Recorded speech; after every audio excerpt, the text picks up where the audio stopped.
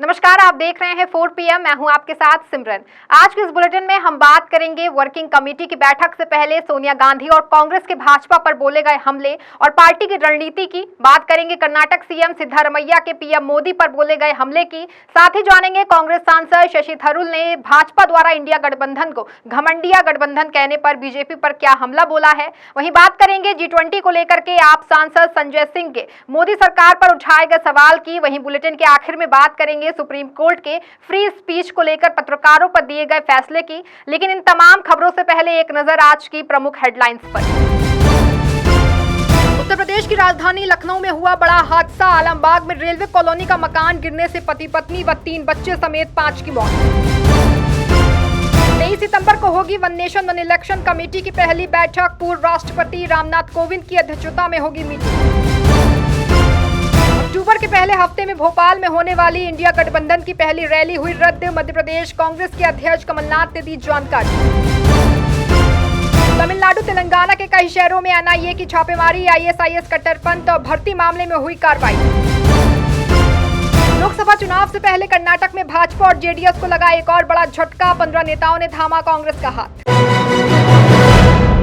विपक्षी गठबंधन इंडिया द्वारा 14 न्यूज एंकरों को पूरी तरह से बाइकॉट करने और उनको शो में गठबंधन में शामिल दलों ने अपने प्रतिनिधियों को ना भेजने का फैसला किया है। अब इस मामले को लेकर के सियासत भी शुरू हो गई है, क्योंकि गठबंधन द्वारा इन सत्ता के चारण पत्रकारों को बाइकॉट करने के भारतीय जनता पार्टी को काफी मिर्ची लग रही है। यही वजह है कि भाजपा नेता इस मामले को लेकर के इंडिया गठबंधन पर हमला बोल रहे हैं। अब इस मामले को लेकर के कर्नाटक मुख्यमंत्री व कांग्रेस नेता सिद्धारमैया ने भाजपा और पीएम मोदी पर हमला बोला है। क्या कुछ कहा है सिद्धारमैया ने, जानिए इस रिपोर्ट में। भाजपा अध्यक्ष JP नड्डा के हमले पर पलटवार करते हुए कर्नाटक सीएम सिद्धारमैया ने JP नड्डा को संबोधित करते हुए कहा, प्रधानमंत्री नरेंद्र मोदी ने पिछले 10 सालों में एक भी प्रेस कॉन्फ्रेंस को संबोधित ना करके हर भारतीय पत्रकार का बहिष्कार किया है। इतना ही नहीं, कांग्रेस नेता ने आगे कहा कि 14 एंकर्स का बहिष्कार करना कैसे गलत हो सकता है, जिन्होंने एक राजनीतिक पार्टी का माउथ पीस बन करके मीडिया की नैतिकता से समझौता कर लिया हो। बता दें कि JP नड्डा ने इंडिया गठबंधन की आलोचना करते हुए कहा था कि न्यूज एंकरों की इस तरह लिस्ट जारी करना नाजियों के काम करने का तरीका है। उन्होंने ये भी आरोप लगाया था कि विपक्षी गठबंधन 9 चैनलों में 14 एंकर्स का बहिष्कार करके मीडिया को धमका रहा है। नड्डा के इन्हीं आरोपों का जवाब सिद्धारमैया ने अब दिया है। जाहिर है कि गठबंधन की ओर से उन 14 एंकर्स को बाइकॉट किया गया है जो सत्ता के चारण में लगे रहते हैं और एक पत्रकार कम बल्कि सत्ताधारी दल के प्रवक्ता ज्यादा नजर आते हैं। आम आदमी पार्टी के राज्यसभा सांसद संजय सिंह ने भारत में हुए G20 सम्मेलन में केंद्र सरकार के चीन का मुद्दा ना उठाने को लेकर मोदी सरकार को घेरा है। साथ ही कश्मीर में सेना और आतंकियों के बीच जारी मुठभेड़ को लेकर भी सरकार पर निशाना साधा है। क्या कुछ कहा है आप सांसद ने, देखिए इस रिपोर्ट में। G20 बैठक में चीन के मुद्दे का जिक्र ना करने पर मोदी सरकार को घेरते हुए आपके राज्यसभा सांसद संजय सिंह ने कहा कि चीन का मुद्दा भारत को उठाना चाहिए था, लेकिन ऐसा नहीं हुआ। फिर भी जिस तरह से G20 का आयोजन किया गया, इसके साथ ही संजय सिंह ने कश्मीर में हुए अनंतनाग इनकाउंटर पर केंद्र सरकार को घेरते हुए कहा कि राष्ट्रीय सुरक्षा का मुद्दा है। उन्होंने आरोप लगाया है कि प्रधानमंत्री ने हमेशा ये बात कही है कि कश्मीर में आतंकवाद खत्म हो चुका है। अगर आतंकवाद खत्म हो चुका है तो ये हमले कहां से हो रहे हैं? पीएम मोदी को जवाब देना चाहिए, लेकिन अभी तक उनकी तरफ से संवेदना का एक ट्वीट तक नहीं आया है। इसके अलावा संजय सिंह ने सनातन धर्म को लेकर के देश में छिड़ी बहस पर भी अपनी प्रतिक्रिया देते हुए कहा कि हमारा और हमारी पार्टी के संयोजक अरविंद केजरीवाल का ही एक संदेश है कि इंसान का इंसान से हो भाईचारा, यही है पैगाम हमारा। तेलंगाना के हैदराबाद में आज कांग्रेस की वर्किंग कमेटी की बैठक हुई, लेकिन इस बैठक से पहले कांग्रेस की पूर्व अध्यक्ष सोनिया गांधी ने एक संदेश जारी किया है, जिसमें उन्होंने लिखा है कि देश लोगों के सम्मान की रक्षा के लिए विकास का नया अध्याय लिखने को पूरी तरह से तैयार है। और क्या कुछ कहा है सोनिया गांधी ने अपने संदेश में, देखिए इस रिपोर्ट में। कांग्रेस की नीति और योजनाओं को लेकर दिए गए सोनिया गांधी के बयान व संदेश को कांग्रेस अध्यक्ष मल्लिकार्जुन खड़गे संदेश को साझा किया है। सोनिया ने अपने बयान में कहा है कि उनकी पार्टी हमेशा से ही तेलंगाना के लोगों की आकांक्षाओं के साथ खड़ी रही है। कांग्रेस की पूर्व अध्यक्ष ने कहा कि हमने पूर्व में तेलंगाना के लोगों से एक वादा किया था, हमने वो वादा पूरा किया है। कांग्रेस हमेशा तेलंगाना के लोगों की आकांक्षाओं के साथ खड़ी रही है। अब राज्य को प्रगति और समृद्धि के एक नए युग में ले जाने का समय आ गया है। सोनिया ने कहा कि कांग्रेस कार्य समिति तेलंगाना और हमारे देश के सभी लोगों के लिए सम्मान के लिए एक साथ विकास व एक नया अध्याय लिखने के लिए तैयार है।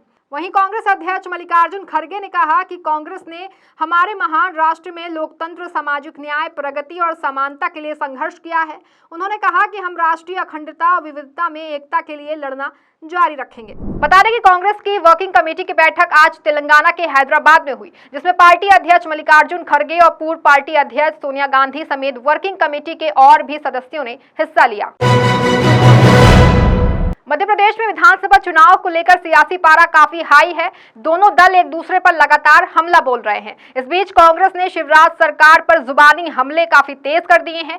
इसी कड़ी में पूर्व मुख्यमंत्री कमलनाथ और कांग्रेस प्रभारी रणदीप सुरजेवाला ने राजधानी भोपाल में प्रेस कॉन्फ्रेंस कर भ्रष्टाचार समेत कई मुद्दों पर शिवराज सरकार को घेरा। क्या कुछ कहा, जानिए इस रिपोर्ट में। शिवराज सरकार को घेरते हुए कमलनाथ ने कहा कि आज युवाओं को तमाम डिग्री के बावजूद रोजगार नहीं मिलता। बच्चे बीटेक, एमबीए कर लेते हैं लेकिन रोजगार नहीं मिलता। उन्होंने कहा कि कृषि क्षेत्र की चुनौती सबसे बड़ी चुनौती है। सरकार पर तंज कसते हुए कमलनाथ ने कहा कि बीजेपी को अपने 15 साल के मुख्यमंत्री के नाम पर वोट मांगने में शर्म क्यों आ रही है। भाजपा के 4 रूप बताते हुए कांग्रेस प्रदेश अध्यक्ष ने कहा कि आज बीजेपी बनावटी, दिखावटी, सजावटी और मिलावटी हो गई है। इस दौरान कमलनाथ ने कहा कि ये चुनाव मध्य प्रदेश के भविष्य का चुनाव है। यात्रा का लक्ष्य गुमराह करने की राजनीति से जनता को सावधान करे। अपने भविष्य की लड़ाई लड़िए। शिवराज सरकार घोटाले की सरकार रही है, आज हर चीज में घोटाला है। जाहिर है कि मध्य प्रदेश में इसी साल के अंत तक विधानसभा चुनाव होना है। इसी को लेकर के अब प्रदेश में सियासत काफी ज्यादा गरमाई हुई है। इस बार के चुनाव में कांग्रेस का पलड़ा काफी भारी दिखाई दे रहा है। अब देखना यह है कि चुनाव में क्या नतीजा सामने आता है।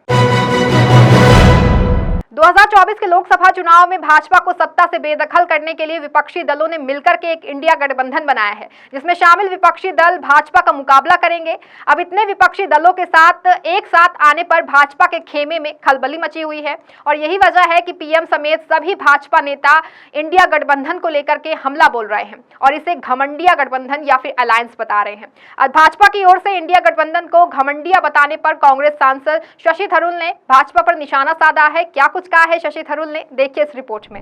केरल के तिरुवनंतपुरम से कांग्रेस सांसद शशि थरूर ने भाजपा नेताओं की इंडिया गठबंधन को घमंडिया गठबंधन कहने पर पलटवार करते हुए निशाना साधा है।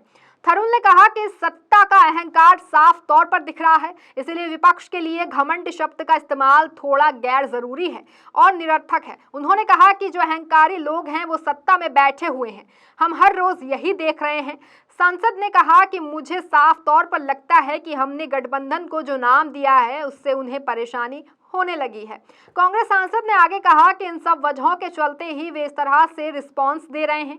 यहां तक कि इन दिनों भारत नाम पर जोर दिए जाने का प्रयास हो रहा है। उन्होंने कहा कि देश का इंडिया और भारत नाम संविधान में पहले से ही है, फिर इसमें से किसी एक का इस्तेमाल करने में क्या समस्या है। जाहिर है कि विपक्ष ने कांग्रेस के नेतृत्व में इंडिया गठबंधन का गठन किया है।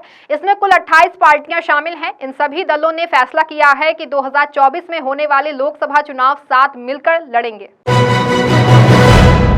तेलंगाना के हैदराबाद में हुई कांग्रेस की वर्किंग कमेटी की बैठक से पहले ही कांग्रेस की ओर से एक प्रेस कॉन्फ्रेंस की गई, जिसमें कांग्रेस प्रवक्ता पवन खेड़ा ने राहुल गांधी की भारत जोड़ो यात्रा के बारे में बात करते हुए भाजपा व पीएम मोदी पर जमकर हमला बोला है। क्या कुछ कहा है, देखिए इस रिपोर्ट में। इस दौरान कांग्रेस नेता ने कहा कि पिछले 1 साल से कांग्रेस पार्टी सड़कों पर है और लोगों के मुद्दों पर सवाल उठा रही है। राहुल गांधी की भारत जोड़ो यात्रा पर बात करते हुए खेड़ा ने कहा कि राहुल की ओर से शुरू की गई भारत जोड़ो यात्रा आज भी जारी है। इस यात्रा ने देश की राजनीति को बदलाव दिया है। साथ ही पवन खेड़ा ने कहा कि नरेंद्र मोदी, शाह हो, कोई भी हो, आपको मुद्दे पर आना होगा। वहीं कांग्रेस पार्टी के बारे में बात करते हुए पवन खेड़ा ने कहा कि पार्टी के अंदर कैसा लोकतंत्र होना चाहिए वो हमने पार्टी अध्यक्ष का चुनाव करके दिखा दिया। हमारी पार्टी और अन्य दलों की पार्टी के बीच यही अंतर है। खेड़ा ने कहा कि आप में से कई लोगों को कांग्रेस पार्टी से शिकायत थी कि हम देश की सड़कों पर नहीं हैं। मुझे उम्मीद है कि अब वो शिकायत खत्म हो गई है। गौरतलब है कि आज कांग्रेस की वर्किंग कमेटी की बैठक तेलंगाना के हैदराबाद में हुई, जिसमें इस साल तेलंगाना समेत 5 राज्यों में होने वाले विधानसभा चुनावों और लोकसभा चुनाव को लेकर चर्चा की गई है और आगे की रणनीति बनाई गई है। सुप्रीम कोर्ट ने अभिव्यक्ति की स्वतंत्रता या फ्री स्पीच पर अहम टिप्पणी करते हुए कहा है कि भले ही तथ्यों के आधार पर कोई रिपोर्ट गलत ही क्यों ना हो, फिर भी उसे लिखने वाले के खिलाफ आईपीसी की धारा 153A के तहत दंडात्मक कार्रवाई नहीं हो सकती है। सुप्रीम कोर्ट ने कहा कि फ्री स्पीच का मतलब मुकदमे के डर के बिना अपना दृष्टिकोण रखना है। क्या कुछ कहा है सर्वोच्च अदालत ने, देखिए इस रिपोर्ट में। देश की शीर्ष अदालत ने कहा कि पत्रकारों को उनके जरिए लिखे गए आर्टिकल को लेकर विभिन्न समुदायों व समूहों के बीच दुश्मनी बढ़ावा देने के लिए मुकदमा नहीं चलाया जा सकता। पिछले कुछ सालों में फ्री स्पीच का एक बड़ा मुद्दा बनकर उभरा है। मीडिया संस्थानों से लेकर के राजनीतिक नेताओं तक के ऊपर उनके बयानों और रिपोर्ट्स को लेकर केस दर्ज हुए हैं, जिन्हें सीधे तौर पर फ्री स्पीच का उल्लंघन बताया है।